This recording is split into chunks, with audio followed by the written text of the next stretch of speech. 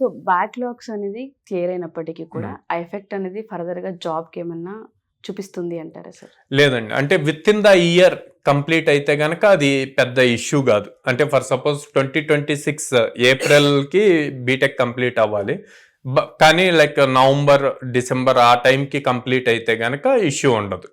Okay, అదే ఒకవేళ delay అయ్యి నెక్స్ట్ సెమిస్టర్ లైక్ 2027 మేకి అట్లాగా అయింది అనుకోండి, అప్పుడు మనకి స్ట్రాంగ్ ఎవిడెన్స్ ఉండాలి. అంటే ఎవిడెన్స్ ఇన్ ద సెన్స్ ఇంటర్వ్యూలో వాళ్ళు అడిగినప్పుడు వాళ్ళని కన్విన్స్ చేయగలగాలన్నమాట. ఓకే, నేను హానెస్ట్ ఆన్సర్ ఇంపార్టెంట్.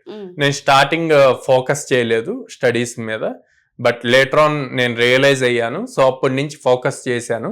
సో నాకు ప్రాక్టికల్ ఎక్స్పోజర్ కూడా ఉంది, ప్యారల్గా ఇవి కంప్లీట్ చేసుకుంటూ వచ్చాను.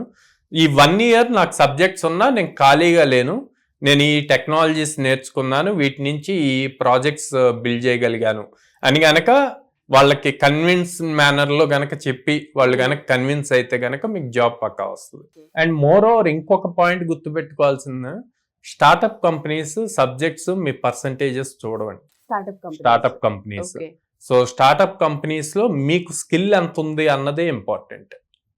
ఓకే, వాళ్ళు మీరు ఏ సబ్జెక్ట్స్ పాస్ అయ్యారు అవ్వలేదు, ఎంత పర్సంటేజ్ ఉంది అన్నది చూడరు, ఎంత స్కిల్ ఉంది, మాకున్న ప్రాబ్లం స్టేట్మెంట్ కి తినుకున్న స్కిల్ యూజ్ అవుతుందా లేదా అన్నదే చూస్తారు.